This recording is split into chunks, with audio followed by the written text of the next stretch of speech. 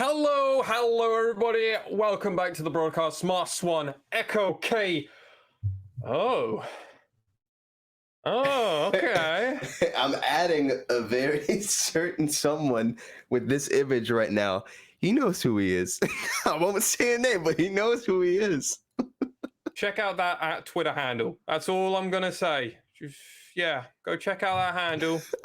More will be explained, but I feel like, Echo, I can come over to you and confidently know your prediction. It's Crest Gaming Act, right? Oh, yeah. And you wish in your dreams, bro. You wish. Never. Okay, listen, Burning Core. They've had some upsets, okay? But what great hero doesn't stumble? Happens to the best of us. Last time around, I believe it was the fastest match in the LJL with Crest Gaming Act coming out on top, but listen,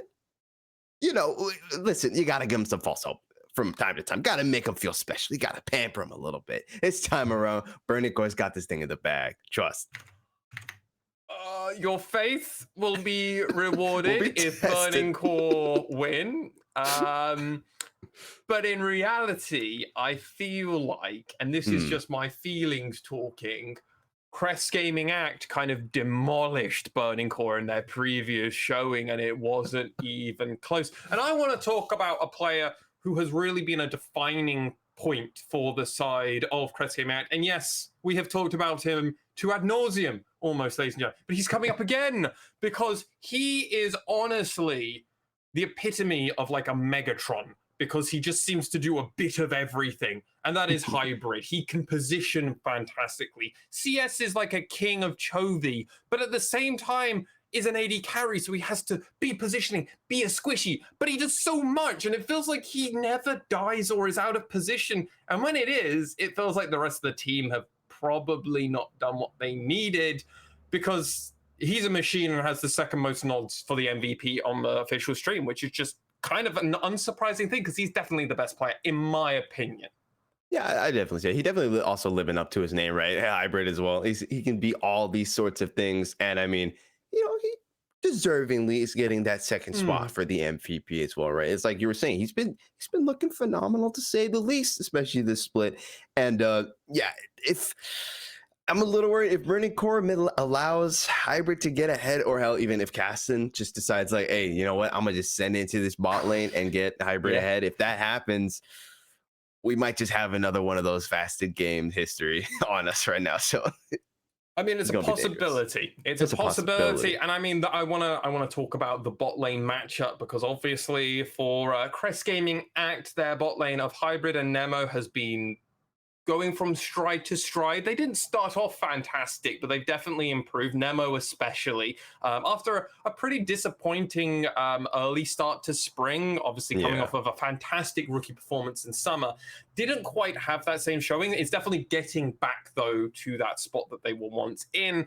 And what I want to see is, obviously, on the opposite side, we've got the rookie of Fujimoto on Burning Core, former Destination Focus Me Academy support player, and Yuhi, who is maybe having the best split I've ever seen from him in my several years of casting the region, which is, hey, that's really good. It just doesn't feel like he's broken into that next level, which is where Hybrid is sitting. That's where Soul is sitting. That's where Honey sits. Sometimes Honey just goes another step above everybody else. Utapon is almost always another step above. But like, that is the consensus, and that's the kind of general vibe.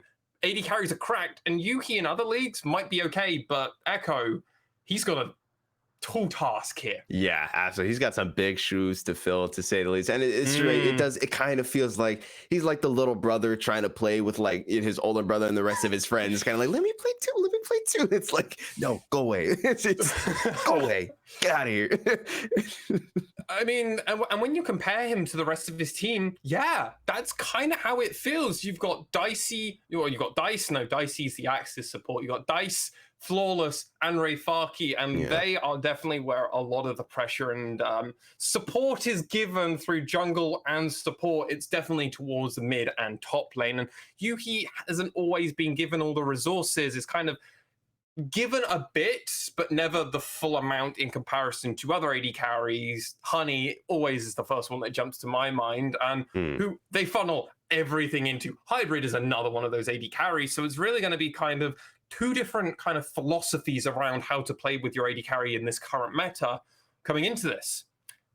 But, yeah, absolutely. Yeah, I was just honestly going to say that I feel like, and this is kind of one of those rounds where you really can't afford to not give Yuhi everything that he kind of needs, because if you're going up against such a heavy hitter like Hybrid, you need to give Yuhi every possible opportunity to kind of like flourish, or at the very least, just stay consistent and kind of stay matched with Hybrid. So this time around, maybe let Ray Farkey do his own little thing for a little bit. Maybe let Dice do his own little thing. Give Yuhi some love. Ray Farkey, weak side? No. Is it Ray Farkey? Am I out of touch? No. It's the other top laners that are out of touch. I mean, we just saw two top laners absolutely brawling for their lives, really, with Kanatsu and Aino. So, I mean, Ray Farkey is in that same wheelhouse. Player that doesn't subscribe to that, though, and it's actually probably the weak side king in the LJL, at least. That's Nap. I mean, this is extremely. If there's a player who can well and truly just look at Ray Farkey, arms crossed, like they're in the middle of the shopping market, that they are sick of your shit, it is Nap, who will play on when no one else will play on, and be like, screw it, I'll be on weak side. Do it. Like, look at me, like looking at him. Like, you won't. You won't. And then when they do, he'll do the 3-man jump away into the turret, and like you shouldn't. I told you, do not do that. Yeah. No. What are you about that? No, I feel that Red Nap is kind of one of those players. He's going to be staring him down, and I think it's going to be just very pivotal. It's going to be flawless this time around, because I feel like when he is performing, he's living up to his name and he's looking incredible. Like, he's got some great moments, especially on the Diana, for example. But when he does fall behind, he really doesn't look that great, and things just crumble, to say the least. That's probably the most polite way to put it, though. Although on the side of Crest Gaming Act, Kassin has been going from strength to strength, I would actually say. And this is a fantastic performance, honestly, from the side of CGA, because Kassin 2021, not the greatest season. Sometimes was really hot, sometimes was really cold. The coin flips were coming up tails. You weren't getting heads very often. However, this split goes on. They've definitely been going further and further up, and it feels like Crest Gaming Act are getting better and better. I mean, the scoreline shows it a little bit, but I mean, as I bring these stats on screen from the main broadcast, I mean, it feels like in most dimensions, Crest Gaming Act just kind of have a slight edge in a lot of spots. Yeah, I definitely see that. I'm not surprised as much that the damage from it is a little bit higher with Brennan Core, because I do feel like they're kind of a team that they're not afraid to try and make things happen, right? They're not afraid to to get in there, get their hands dirty. Does it always work out? No, not always, because there's always some missteps here and there, a little bit of communication errors occasionally coming out, but they are not they're a team that is not afraid to try and make things happen. But Crest Gaming is, like you're saying, they're looking like they're just like a little bit above what needs to be done. Yeah, and I would honestly say part of the reason that their damage is probably so high for Burning Core is because they have a mid laner who will just play a Kali, who will just try and be the damage carry, because maybe Yuhi has been shut down and kind of prevented from really scaling in the way that they want to. So a lot of the gold is in other places. So mid lane jungle are just like, well, guess Diana Yasuo's happening again, and we're going to try and see if we can make this work again. Yeah, and that's where I really do feel, because I want to harken back to that point you set up around Flawless, because I do think these two junglers are going to be a pivotal spot. We saw in that last matchup how important jungle pressure was, and one jungler counter-picking themselves really didn't help that match. I'm sorry, Hawks, but what was that draft? Yeah. What the... I'm not going to find myself, but it's a sad day for the Hawks fans, to say the real least. sad Gonna be day for hard the to Hawks. defend that one. Yeah, but the Crest Gaming Act and Burning Core are two of those teams that haven't done things like that in their pick and ban phase. They've actually had very standard drafts. They don't really go crazy, and if they do go crazy, they do it in that first round robin, and you know what's upon us, Echo. It's pick and ban phase. Oh yeah, baby. Let's get right into it. And some of the bans already coming out, and yep, no surprise, right? CGA taking away Flawless is Diana. I was gonna say Diana's crying, but Flawless, the one probably crying just one little tear for his fallen boy. I mean, I'm also crying, as Diana is probably in my trifecta of favorite champions of Diana, Leona, and Sona. Yumi is somewhere in the middle, I think, because I'm a complete degenerate, as you can tell. So, I mean, that's where it goes. I'm always sad when the Lunari champions are banned out. Yeah. I remember there was a game a few days ago where a Felios could have been picked into a Diana Leona game. And I was like, you have to pick the Felios here with Leona. And they didn't do it. And I got so mad. Regardless, though, pretty standard bans coming out. Interesting one, obviously, that Kai'Sa coming out. So really not wanting to give Hybrid good champions. Issue is, Jinx was still around because they really wanted to ban the Akali from Nap. I'm guessing Nap has played Akali in the past, by the way. So that's not a completely crazy thing. I just more put out of everybody on this game, that Dice would be the Akali champion. Yeah, I'm a little surprised. Honestly, I feel like the Akali ban was necessary rather than Jinx, because Jinx is such a strong pick. There's a reason that we pretty much see Jinx in almost every single game. It's such a strong AD carry, outranges so well. And you just give it right into the hands of CGA, the team where we literally just talked about that Hybrid is like he's 100% win rate on that champion exactly. this season alone. He is like the main threat this time around, and you're just handing him the key to your Nexus. Like, hey, you want the Jinx? Go ahead, man, have it, have fun with it. But yeah, well, we'll have to see how things work out. That being said, though, all right, so we do see the Tahm Kench being picked out as well as the Ahri for that mid lane pick. Pretty standard stuff. Pretty standard. A little bit surprising, obviously, that the side of Crest Gaming Act really prioritizing that they want to put Kaito on a champion like this Ahri, and deciding not to go for something else, because obviously they now have the opportunity to ban out some really weird spots. Because if you look at this, CGA went for bot lane with mid, whereas Burning Core have gone jungle support mid. So now they're going to lose 80 carries. Like, CGA are incentivized to now ban out something like a Felios and Jhin, probably. Yeah. And then they just look at them and go, well, what are you going to do, Yuhi? You actually have no other champions. They're banning out the Lee Sin. So I have to imagine a Felios is coming out. A Felios has to be banned out by CGA. Yeah. Where you're just giving Yuhi his one champion he only ever looked good on in the past in 2020. And it's also a champion he's looked good in 2022. Like, don't give him the free champion. They're drafting badly. Punish them, please. Yeah. Please? Pretty please, 12 seconds on the clock, please. Like, we got time. Oh, come on, what is this? I mean, if we don't see the Aphelios pick, I'm leaving. Like, I'm done. There's no game to cast at that point. Too many mistakes were made. The test was failed before it even started. Yeah, I mean, it's not like I hate the J span. It's just, why are we doing that? Yuki not even deciding to opt into that, though, because they want to go for something a bit more mobile, and that does make sense. I mean, obviously you can just draft a Gale Force, but against the Tahm Kench, obviously Tahm Kenches are pretty engage-heavy champions at this moment in time now. So deciding to go for something that has some appeal and some escape of their own. Zaya obviously gets yourself out the way. Though on the side of Crest Gaming Act, Kassin is going for his tried and true Xin Zhao, and he is one of those Xin Zhao players who's made it look a lot better than other players in the LJL. So love to see him pick that up. Is going to have to obviously blind pick their top laner here. It's going to be interesting to see if this Graves is going to be a top laner. Most likely they always are, but also open for the jungle.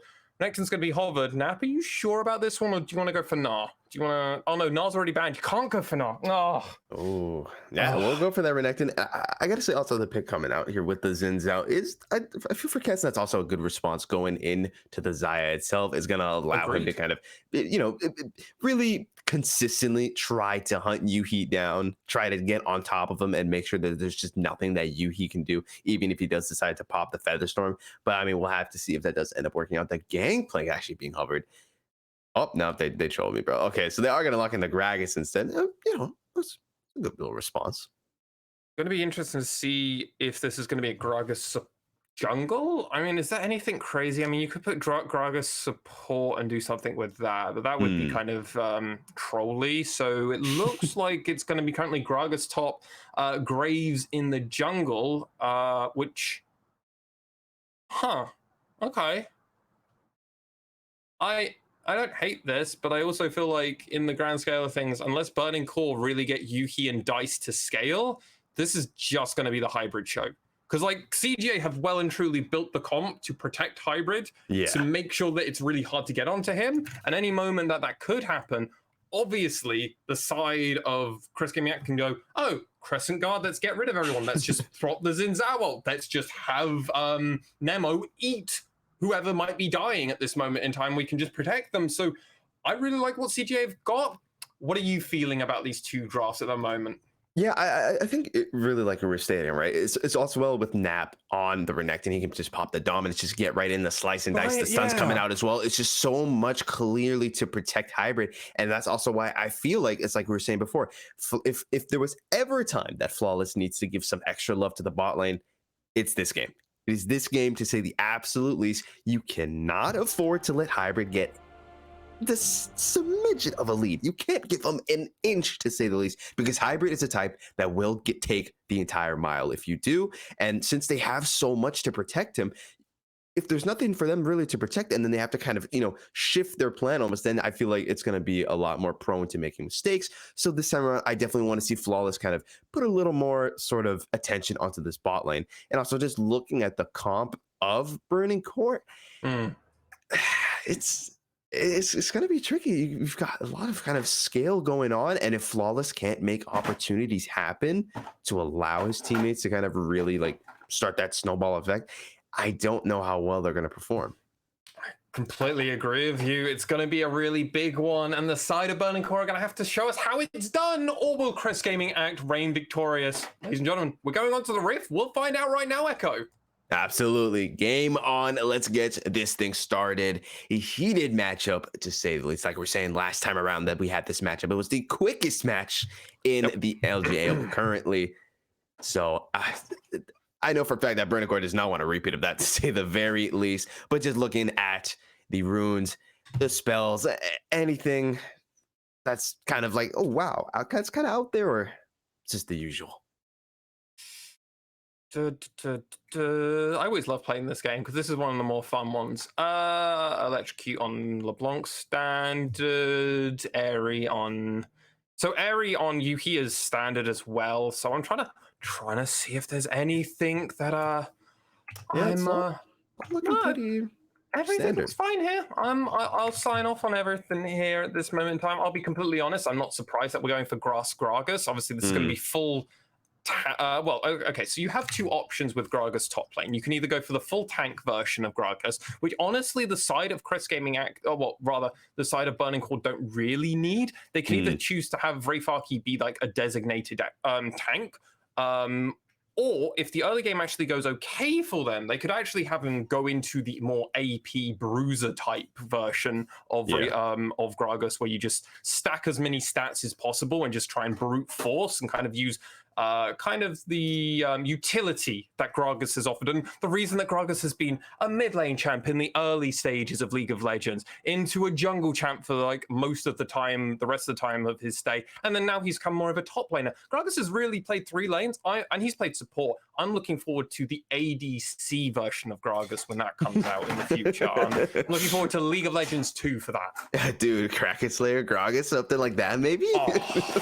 I mean, we've seen it with Thresh before, so I mean, why not with Gragas? At this point, why not? Just send it. But yeah, I mean, it's going to be interesting to see, to say the absolute least. Already, we did see in that bot lane, though, Fujimoto hit a lot of those hooks, definitely trying to get Nemo quite low so that there's no possibility of a level 2 engage. But I mean, gray health is a thing, and so a lot of healing coming out. Kaito trying to make something happen here. The charm comes out, though. He had a feeling that something was going down. And so Flawless will get a little bit of damage, try and establish some dominance. And that's what we were kind of talking about, right? Needs to get into these lanes early, try and just get even the slightest prio, the slightest lead. Dice should be able to take that and hopefully run with it. And that should be like one lane that Flawless doesn't have to worry about, so that he can really just focus on getting Yuhi all the sort of support that he needs. Yeah, it's going to be important to see how these two jungler pathings are going. Obviously, we've got a complete clear coming out from Kassin. Flawless has kind of actually skipped his topside jungle at this moment in time and is currently rotating around. Obviously, came for a gank in that mid side, and now Dice is pushing around.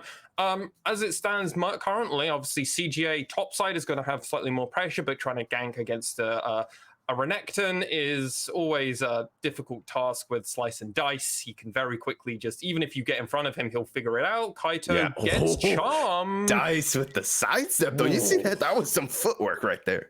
That was. I'm getting visions back to to the game just gone with some of those fancy footsteps coming out from the bot lane. Ooh. Yeah, that was really nice to see, to say the least. But yeah, overall, just little trading going on, nothing too crazy at the moment. I mean, it's pretty reflective of the last game we had, right? It wasn't really first blood until I think like 8 minutes in, something like that. So, both teams not trying to give up anything for free, just kind of waiting for something to happen. Speaking of waiting for something to happen, Cassin actually looking to move in that top lane, but Nap needs to be careful. He's getting pretty low, but he's doing a good job of trying to bait Ray Fargy in. But I don't know if he's going to move because he has like no mana. Yeah, it looks like they're probably just gonna see. Oh my god, they're going real deep onto this. But thankfully, who showed themselves? Flawless. If they didn't show themselves there, if they were out of vision a little bit, I actually think they get a dive and they could get a counter dive, and could have gone really bad for the side of CGA. Honestly, more than I feel like it could have gone bad for Burning Core. Yeah, one of the teams is in between another team's turrets, and that's always a scary predicament to be. Yeah, to say that, absolutely. So I'm a little sad that they didn't I guess Flawless couldn't really know necessarily, but it would have been kind of cool if he just, backed off a little bit, baited them in, see what goes down. But it is what it is. Still, they'll have to wait for another opportunity. At the moment, as Flawless is going to return to the jungle, just farm up a little more. First dragon is on the map. Actually, the Cloud Dragon. So, okay, no Cloud Soul. You like to see that. I mean, we had a Cloud Soul last game, so I mean, we don't have to have a Cloud Soul every single game. Let's relax on the Cloud Souls. What's your favorite dragon currently at the moment? Oh, dude, Hextech, without a doubt, 100%, either Hextech or then Infernal. Really? Yeah. You just love more damage, slows, and attack speed, basically. Bro, yeah, dude. I'm an Echo player, man. I need as much chaos as possible. I'm here for it. Screw those big shields you get from the... speaking of big shields, careful. Nothing coming out from it. But yeah, screw the healing from Ocean. Screw all the shields. Yuhi pretty low. Just needs one more attack. Won't quite find it, though. The Ignite was burnt as well, though, from Nemo. So that is going to be down for the count. But Flash being taken out from Yuhi and Cassin. He's just like, yeah, can y'all get over here so we can get the dragon done, please? Dice is rotating around earlier, and Kaito's nowhere near. Yeah, Dice, Flawless, both know something's going down. Fujimoto on his way as well. Yuhi's still alive. Yuhi is alive. He's chilling. He was able to pop one of his potions, so he'll be there. A lot of damage coming on Kaito, though. Dice, can he make something happen? Not quite. Oh, the chains do land. A lot of damage, but can't quite find it just yet. That charm hitting him just kind of screwed everything up for him.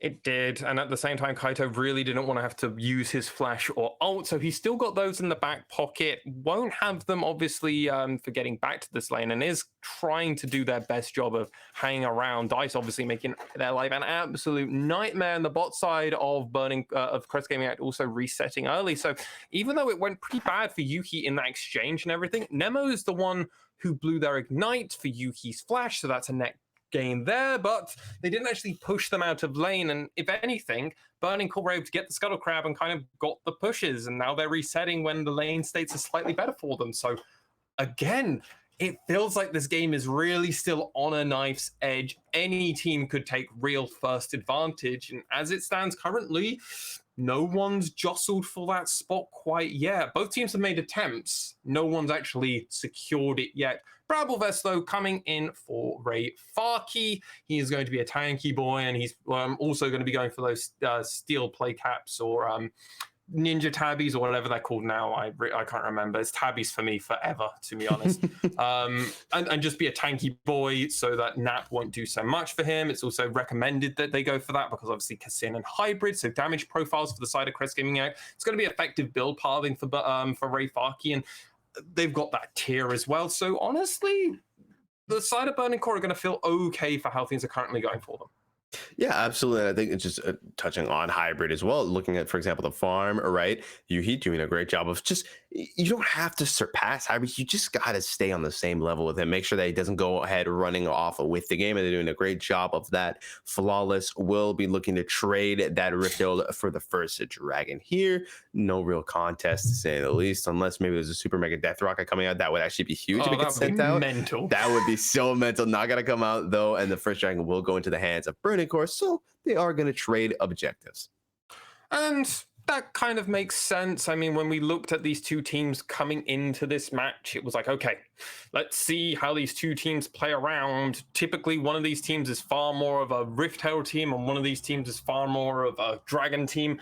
Burning Core hadn't had a Dragon for their last like 7 or 8 games. I'm not even joking. The fact that they got one here shows that they've clearly got something going in this early game, and Flawless has definitely got more control. Dice has been having priority in this lane, and Kaito has been struggling here. If you look at it, he's struggling in the CS department. Dice is definitely having their way, and Flawless has been securing all of the Scuttle Crabs, so Kassin is very much falling a little bit behind as the tempo of this game is being pushed a little bit further forward by Flawless with that first dragon, which apparently is still live, but eventually they'll update the on-screen overlays and stuff, ladies and gentlemen. I do assure you they will. But another thing that's going to be coming in is, where are these two teams going to have to rotate around, and where is CJ going to use that Rift Herald? As we said, they traded objectives for it, so where is CJ going to try and benefit their team? I have to imagine they're going to put this Rift Herald bot side and really try and funnel gold into hybrid, because that's typically their insurance policy and their main plan A, plan B, and plan C. So going to be an important one, CJ, to make sure he gets ahead early.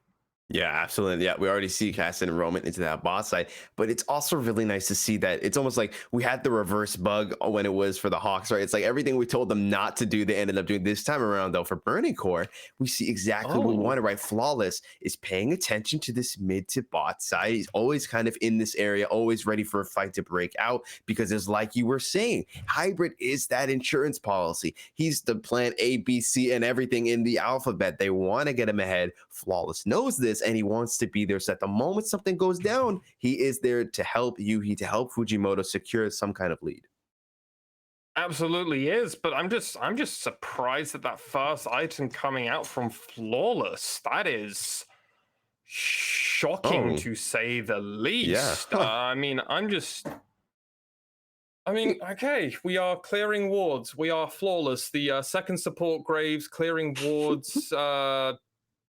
I'm just trying to figure out why we would go for full lethality. I mean, I guess we're just planning on absolutely brawling every single time. And I mean, they are going for a wraparound at this moment in time, but I mean, hybrid is here, gonna get a bunch of gold onto him. And Flawless, if you don't actually find anything, is it really worth it? I guess he's going to be able to find Kassin here. Yeah, he might be able to. Nah, he's just going to back up doing a little bit of damage. Yeah, overall, not really going to find much, though. And I mean, I respect the Umbral Grave. Like, it's nice to see a little bit of, like, vision control coming out. You know, you want to be able to deny as much as possible from CGA. Is it the move, though? I mean, he's putting off getting his first mythic, and that's probably going to be the Eclipse coming through. Yeah. So he won't be getting the extras from that. It is a bit of a Jesus dicey. Oh my God. What? I got the Axis mid lane support coming in. That was like disgusting. Jesus Dice, you have been doing those combos on Kaito all game. All game, mate, play-by-play this for me, please. Wow. Oh, yeah, okay. I mean, just look at that Dice. Setting up for it, boom, just dashes right in, hits the chain, beautifully done, hits him with the Mirage, and bye, he's gone, dude. Hits him with the after image. He's back in the safety. He's like, that was me. That was, someone else. I don't know what you're talking about. That was my clone. That was my clone. No idea what you're on about. I was here farming, bro. Don't tase me, bro. I mean, with the flash as well, so cleanly done. And this is why Dice is the scary player on Burning Core. That's why even if they don't get Yuki going, it's okay. They got Dice. And you know who's great at blowing up a Jinx if you don't have Nemo literally hand-holding you? It's going to be Dice. Dice is going to kill Hybrid over and over again, have an absolute field day on this. Though Gale Force has come out, and Kaito, please, my dude, you're Okay. 2 levels down. Yeah, Dice is about to try and give him the same treatment once again. Those sigils just doing so much damage when they're exploding. It is sad to see, but yeah, Kaito 2 levels down as well. And it's like we were talking about, right? That's why just that early little kind of level 3 gank that came out from Flawless, just these little things setting up those building blocks, a little domino effect, just slowly allows Dice to kind of just take, we take those little wins, we build it up, and now he's 2 levels ahead, just wreaking havoc to say the least. Okay. He's just a boy, Dice, all right? Let him be, all right, mate? Just chill out a little bit. But I mean, that is a huge moment, and that is a shift for the side of Burning Core. That is an advantage that they have. Yep. And oh no. What was that, dude? Oh my god.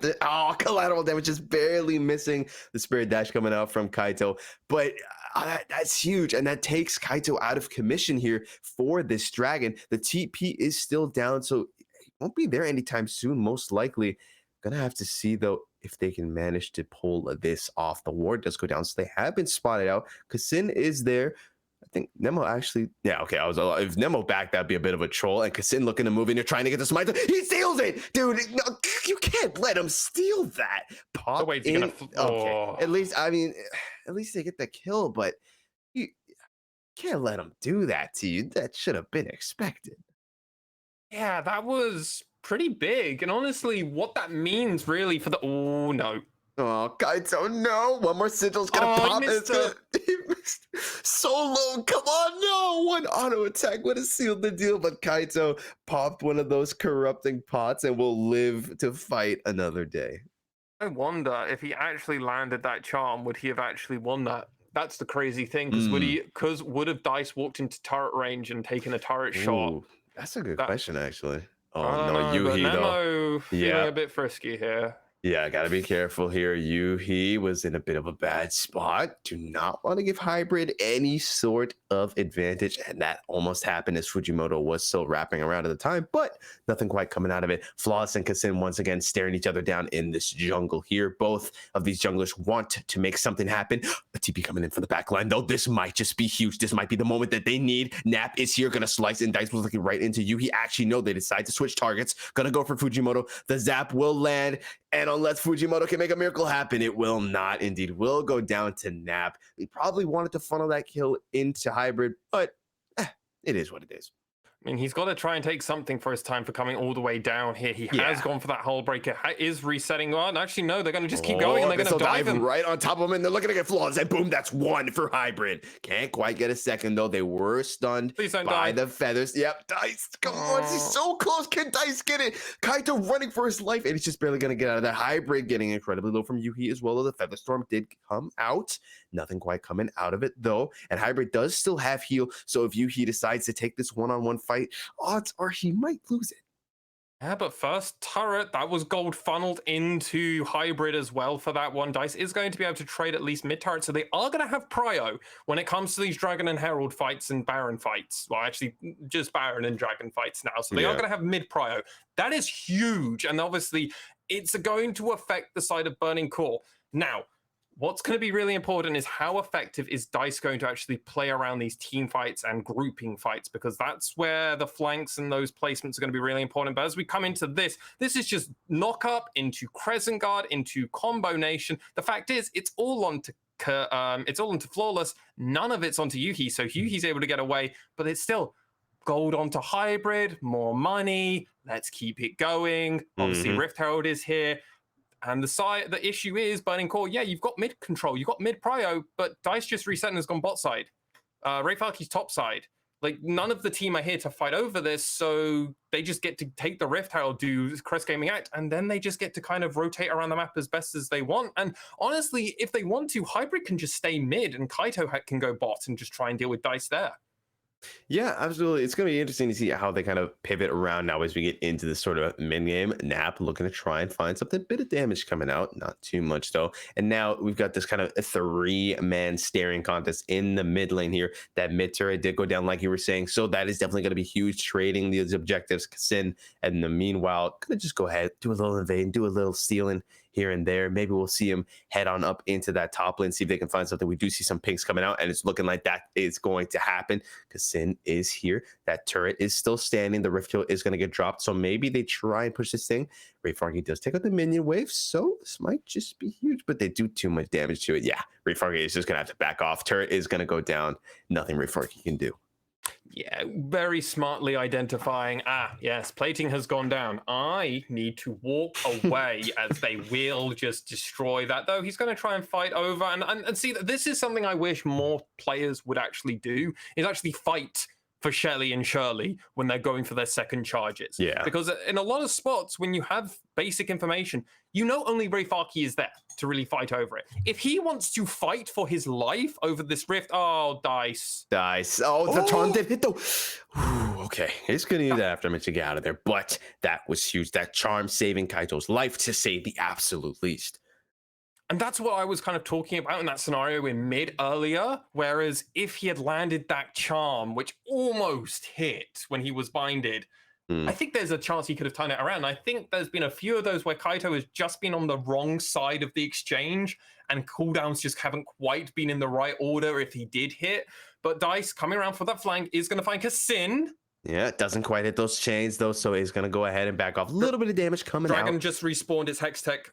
It is. It's going to be Hex, so let's go. I'm hyped for that. I hope we get a soul this game. But yeah, it is up, and Flawless is up for the task. Going to go ahead and take that drag. Nothing really that can be done because Sin knows he's not getting around this time. I don't think he's going to be able to pull that trick twice. Not going to be able to steal it this time around. So instead, just backs off. Just going to farm a little bit. Nemo, bit of a bad spot. He's deep in enemy's territory. Yep. Hybrid is here to help his boy out. Gonna up his live over that wall and just get on out of there. Does Ray Farky know? Oh, he just takes the gate. That was close, to say the least. And you can't follow. You can't follow the time change because you do not have vision there. Because if you felt like you really wanted, I'm just gonna follow him, lads. You die. You insta die. Something bad happens. We've all done it on solo queue. It's like, I'm just gonna follow him. Always a wrong. Always never do it unless you're like 10k ahead at like 20 minutes in. But that's a point I want to bring up. Crest Gaming Act this time around was knocking on the front door of Burning Core, and this game didn't feel close last time these two teams met. This time, Burning Core have definitely kept it more together. And if anything, I would say have been the tempo setters this game. Dice has had a fantastic performance on this LeBlanc so far. Yuhi has, while definitely been soaking up a lot of pressure from the side of Crest Gaming Act, hasn't died, has been doing a damn good job farming, and currently pretty strong performance. 2 items as well come out for him on this Siren. This is kind of the spot you want to be as a Zyre. You want to just get through the early phase, scale up as best as possible, and then play those team fights as best as you can. You can out DPS Hybrid in these team fights. Like, that is a very real thing he can do. Just will it happen? Because Hybrid has been maybe the best AD carry when it comes to team fighting for in the region so far. So big expectations placed on Yuhi to out DPS Hybrid here. Yeah, I mean, we slowly see this kind of CS lead coming out from Hybrid, but more to the fact of Kassin and Nap. I kind of wish that we had seen that attention that we saw in that top lane earlier with that second Rifto being dropped. I wish we had seen that a little bit earlier. Speaking of Nap, though, he is in a bit of an altercation. There's a bit of a bar fight here with Ray Farky. Dice is here as well. The Dominus gets popped. A lot of healing coming out, but Nap, there's just nowhere for him to go, and no one's coming to save him. Big heal coming out with that Gore Drink Curse. That was huge. Can he get the Dice? Oh, he will not. He will go down. Oh, here comes the rocket. It's going to hit. No, it's not. It's just a little off, to say the least. But like I was saying, I almost feel like Kassin was a little bit sort of in denial about the fact that he wasn't going to be able to get into this ball lane and get Hybrid that lead early on. And I kind of wish maybe we had seen him instead pivot and be like, okay, well, it's not going to work out, right? I mean, they're holding their own, right? It's not like it's a losing lane or anything. I'll just go top instead, get Nap ahead, and that way we have 2 insurance policies. I mean, we've got to obviously talk about how this exchange went. I mean, Ray Farkey just landing a huge amount of pressure, but he's a tank, Gragas. He doesn't do damage, and against even though Nap is obviously he is itemized it more effectively for Ray Farkey and kind of the actual damage profiles of the side of Burning Core as a whole, mostly being AD, and the only AP is really Dice. I mean, hey, they put up a damn good performance there. Though, I completely agree with you. Kassin did not do what he needed to do in this early game. He's definitely fallen behind. He's fallen behind in farm. He kind of got out-tempoed very early on. Remember, those Scuttle Crabs almost all went over to Flawless. He was counter-invading. He was making Kassin's life absolute hell. That Umbral Glaive came out very early on. And now he's just completed his Eclipse. Like, kind of this stutter moment that Flawless had in his build, it's not important anymore. It's actually part of the past now. And you can definitely feel like the vision game that Burning Core have struggled with. Maybe this is an adaptation that Flawless has decided to do, and I feel like it's kind of working for them currently.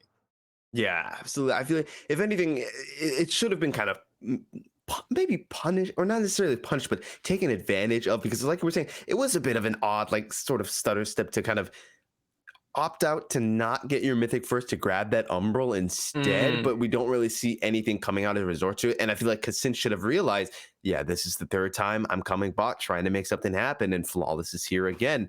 Maybe this isn't the move. Maybe he's always kind of hovering. Let me find something else to do on the map. But we don't quite see that until very late into the game. And by then, it's not necessarily too late, but it's just... You really took your time to do so. And a huge ult coming up from Farkey. Can they get Nemo, though? Is spinning out Hybrid just to be safe. Dominus getting popped. Kassin was in the middle. He was in the thick of things. Did prop that crescent guard, excuse me, not Crescent guard. So he will get out of that one alive. It was a big move. Not a lot coming out of it, though, unfortunately. Just, I feel like not enough follow-up was. And because Ray Farkey is this more tank, he just doesn't do enough damage. Yeah, absolutely. I mean, also Nemo, MVP performance there. Protect the president. Hybrid was kept nice and healthy. No worries whatsoever. But that does mean Burning Core were able to secure Dragon Soul Point.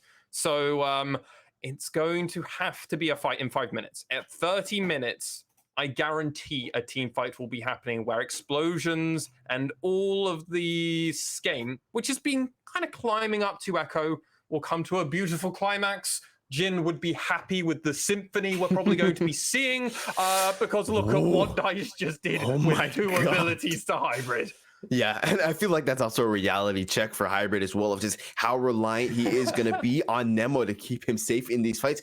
That was like a single sigil and then 1 chain, and he's already like less than half. It wasn't even a chain. He missed the chain. He just distorted forward.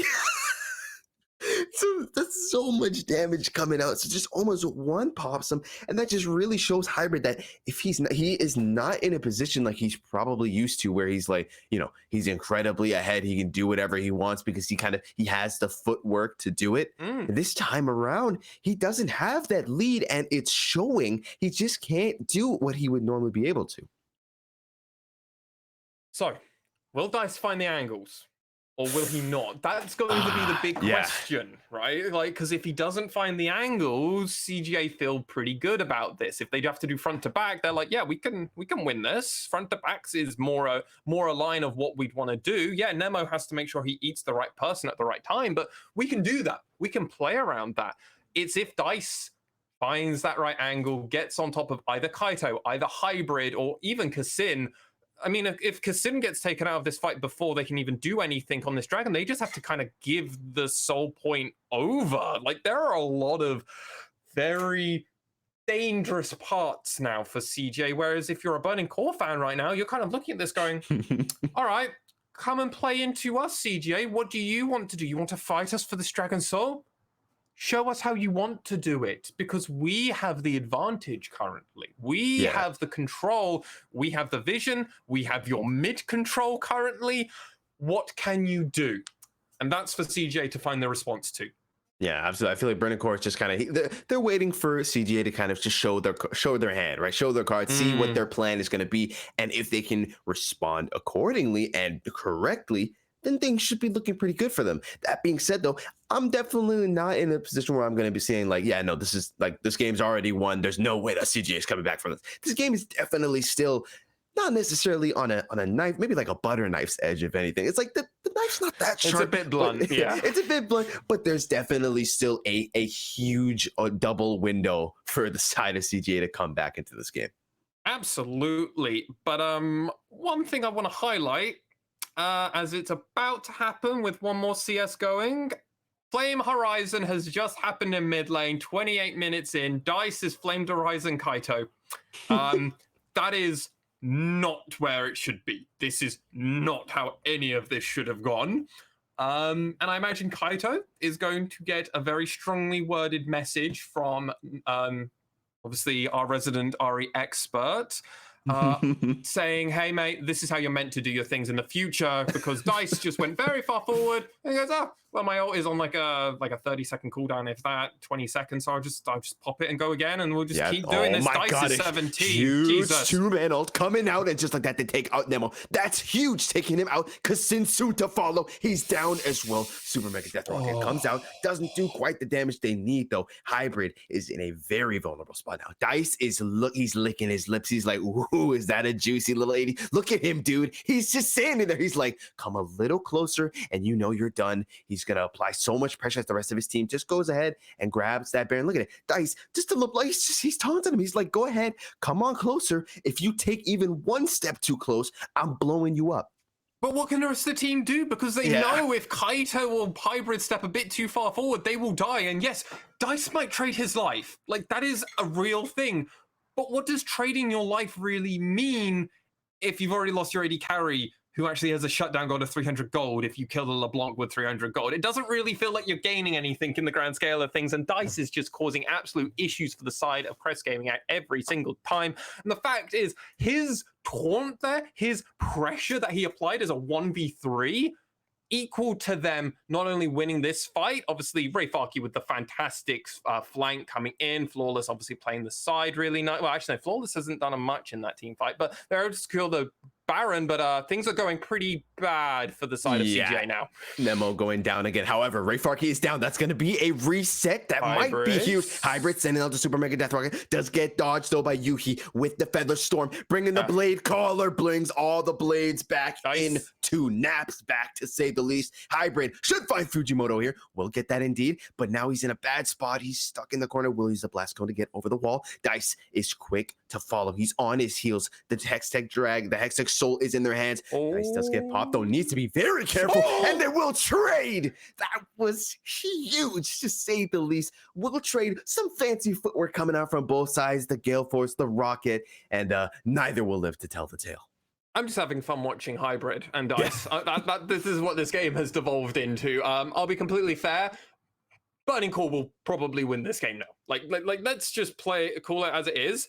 Burning Core, fantastic performance. They injected a lot into Nemo, and Nemo did not respect all the members of Burning Core being there. Obviously, Sin tries to attempt to fend off, but again, you don't have the damage, you don't have the resistances, and the issue is now Crest Gaming Act, a bunch of their tanks went in one at a time. Yes, let's be real. Hybrid is the player that is making all of these plays feel like it's not completely null and void and that they actually got something out. But if Hybrid wasn't this good of a player, 3 levels down, by the way, with the Gale Force and everything else coming out to get all of the extra damage, I mean, this could have just gone even worse for the side of CGA. Instead of it being 5-10, it could easily have been 3-10, and we'd be like, yep, that's probably how that team fight should go down.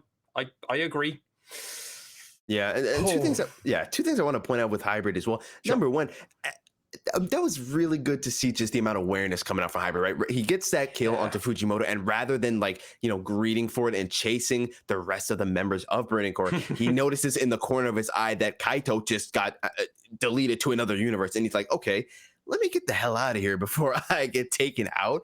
And also, it was sad to see. I feel like the Super Mega Death Rocket came out just a little bit too soon. He had this like a very grouped up 3-man where he easily could have just sent those rockets out. Kaito almost going down once again, actually. I mean, it's just par for the course for him at this point, to say the least. But he had this kind of 3-man group up there where your rocket launcher excels at those kind of situations because it's perfect. You do so much damage to these groups. You don't have to kind of that time that you waste charging up the rocket, sending it out and letting it fly and then waiting for the animation to reset, basically. You could have been outputting so much more damage and then send it towards the end when everyone is incredibly low. Oh my god, every time a CJ member tries to get out their base now, they just have to worry that Dice will be around the corner, he's going to jump over, and he's going to try and do something. This keeps happening every single time, and honestly, this is just the screw being turned harder and harder by the side of Burning Core, and Dice just clearing vision, playing around. They got that Baron buff, they got the they got Dragon Soul. I have to imagine they're probably going to look at getting maybe one more buff somewhere around this game to end it out if they don't already get an ace somehow. Yeah, and I feel like Dice has also just found this great balance between applying pressure and playing safe. It's like we see every time he goes in, he knows his limits. He doesn't get too overly aggressive, right? Trying to like trade his life just to get like a one-on-one sort of kill. He knows exactly what he can and what he can't do, does a little bit of damage, applies a bit of pressure, backs off, gets a little vision, backs off. Doesn't want to do anything crazy, doesn't want to int over any sort of gold into anyone's hands. Well, and why would you? Like, when you have this much of a lead going on, they've got a 9k gold lead going, they've got Dragon Soul, they've had that Baron buff, and I mean, CGA have just looked like they don't really have it together, and Dice going in. Damage.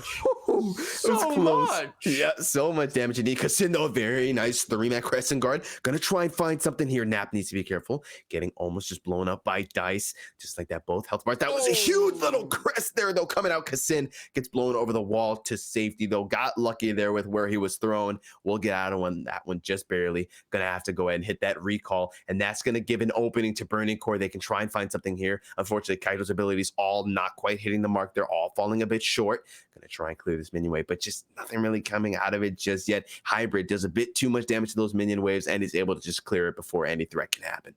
I mean, that looked really good for the side of Burning Core, but that's the fact. Like, they can just kind of go, all right, that felt like we had a really good chance. I mean, if things went a little bit better for them, they actually get kills there. Like, and remember who they put most of the damage in from Crest Gaming Act. It was into Fujimoto, the support Nautilus. Yep. Who cares? Hybrid so low once again. They will get that first pick, and that was such a big keg there. It just pushes them out. Kaito going down. Nemo is the last man standing. Burning Core, they're looking to put the doubters in their place. The believers have been rewarded as they push into the base. Ray Farkey, he's gonna tank it up. He's like, turrets do not phase me. Nemo running in. I don't think they can quite get. I'm sorry, what? Did Nemo, what? Nemo he's gone. He just gets taken out, and so do both the Nexus turrets. And there we go, ladies and gentlemen. Burning Core with a much better performance this time around than the last time that these two teams faced off. They take this game. I mean, 10 minutes longer and 10 minutes Burning Core will gladly always reflect upon in the future. Great showing and a great performance. We were worried that they were on the wrong trajectory, and let's just come back over to us. Yes. Art. Who could have seen this coming? After years of studies, I've predicted this. I have the algorithm. You studied the arts, everything. You were like, if a 23-minute game happens between CJ and Burning Core, that means Burning Core on the second time around, they will draft this. They will get the tank Gragas in the top lane. Burning Core just won't do anything, and that's how it will go. I mean, and that's really kind of, we kind of overindulge a little bit, but that was really kind of how it went. Sadly enough for the side of Crest Gaming. And honestly, I want to take it back to really the jungle matchup, because these two junglers had very different ideas on how this game was going to go for them. And I mean, they executed around that. Kassin was like, I'm going to power jungle. I'm going to take everything I can. And I'm going to farm that Umbral Glaive first item. And then basically allow my team to just know what's happening around the map. Because I trust we're going to be okay in the 1v1 in top, 1v1 in mid, and 2v2 in bot. And they were bang on correct about that. Yeah, absolutely. Right. I feel like they sat Yuhi down and they were like, listen, man, all you got to do at the start is just be safe. I'll play Yuhi. Okay. Yeah. Just listen, man. Okay. I just need you to be real safe. You've got a very nice, loving support. He's going to hold your hand. Just farm a little bit. Get that gold in. I'll be down. You know, I got to go to the grocery store. When I'm back, we'll have a little fun. I'll come down. Yeah, we'll get some kills together. And they do exactly that, right? It's like we said to Flawless. Yeah. He needs to give more priority to this mid, to the bot lane. Let our boy Ray Farkey, he's the weak side king for a reason, right? Let him do his thing. Go mid. We see him go mid. And we saw what Dice was doing. Nap was normally the weak side king, but Ray Farkey had his number. Yeah, exactly. And we see Flawless goes mid, gets Dice a little bit of a lead. We saw how that turned out. And then Flawless slowly transitions to the bot lane. He's hovering around there constantly just in case anything goes down, in case anybody wants to ring up Hybrid's number and be like, hey, you want a free lead? No, that's not happening in this game. And it worked out perfectly.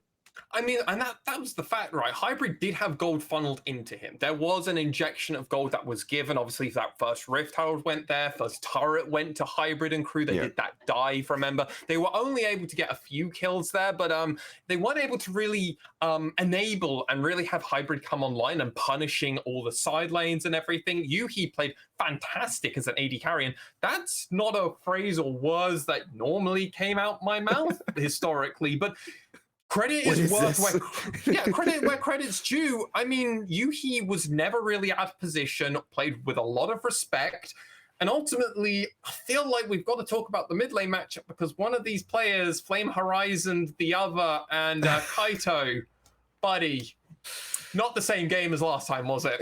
Yeah, no, it was tough to see. A lot of footwork coming out from Dicer as well, dodging some of these crucial charms. Because we saw when the charm did land and they were close to that turret range, those fights were looking pretty equal. They were looking pretty even and almost going into the favor of Kaito.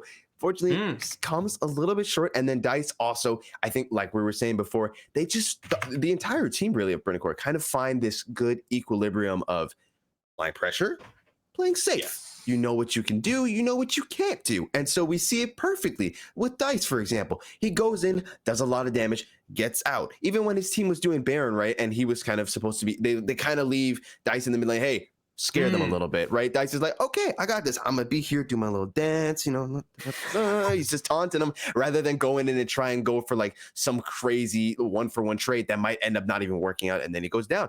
And overall, because they don't do any of these like crazy, stupid plays, they end up coming out on top. Yeah, and I mean, that dance that he did in the mid lane after finding that pick, that flank that they had, they were able to secure Dragon. He 3v1 zoned 3 players. He zoned Kaito, Nap, and Hybrid. 2 of the carries and a tank. And they're just like, yeah, but he might just double kill. And yeah, we might get a kill back, but is it really worth it? Yeah, answer was no every single time. And I mean, Burning Core, this is a resurgence for them. This is a good showing. And I mean, hey, they want to be 3rd, 4th, maybe even 2nd if they really have a strong run in the 2nd round robin and maybe things don't fully work out for Sengoku Gaming or Rascal Jester. But we'll have to wait and see. Echo, we're going to go to a break. So you're going to be leaving me. How has it been today on the LJL for you? It's been a blast to say absolutely. It's been so much fun casting with you once again. I mean, the producer, the host, the caster, the trifecta extraordinaire, dare I say. Big ups to this man. And I'm more than happy to relinquish my spot to Middle Cod. I know he's going to do an amazing job. Middle Cod, just the humble man. Good luck dealing with him, though. Well, I've got a great game for him to come in with V3 Esports facing off against Axis. These 2 teams looking to redeem themselves with that one. So, ladies and gentlemen, we're going to go do a short break. But when we come back, Middlecot's going to be joining me for V3 Esports facing off against Axis. Don't go anywhere.